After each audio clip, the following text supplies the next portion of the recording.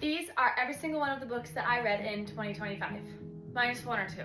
Book number one, This Isn't a Love Story by Suki Fleet. This book has always been a 5 out of 5. The time that I read this, I do remember I went through and finally annotated it. I absolutely loved this book, 5 out of 5 stars, highly recommend reading it. It's a great addition to my LGBTQ collection. Book 2, The Housemaid's Wedding by Frida McFadden. I read this book and I got lucky, and on the day that it got released for like $4 a pop, and so not even realizing it, I was one of the lucky ones that got to order it for super cheap.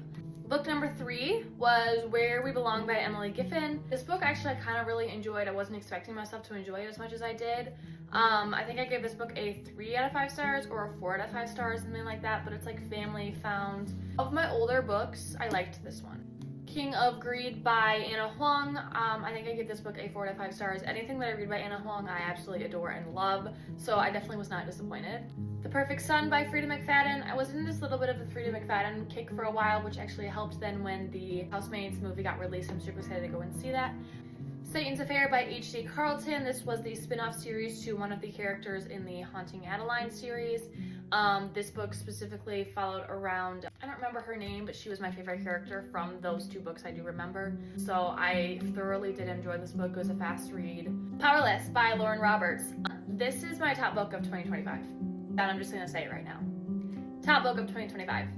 Powerless by Lauren Roberts. So I did in fact buy every single book in the series as well as all of the novellas that go with them. So yes, 100% recommend Powerless, Lauren Roberts. Five Brothers by Penelope Douglas. I read this book after reading Credence. I did enjoy this book. It's a little bit not for everyone, I would understand that, so I'm not gonna judge people if they choose not to read these specific books. They're definitely not for everyone, but I did enjoy reading it. This Song Is Not For You by Laura Nowlin. I went and met her in January for my birthday last year and absolutely adored meeting her. I do remember giving this book a decently good rating, so I loved meeting her. You can see there too.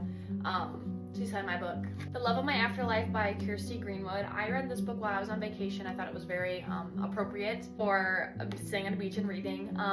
Pretty sure I can still hear sand when I move the pages. None of This Is True by Lisa Jewell. This was my very first Audible book that I ever listened to. Lisa Jewell is one of my favorite thriller authors, hands down. I will die on that hill. I absolutely love her. Reading this on Audible was actually really enjoyable. There were different voices for the different characters, and that being the new experience, I was glad that this was my first Audible book.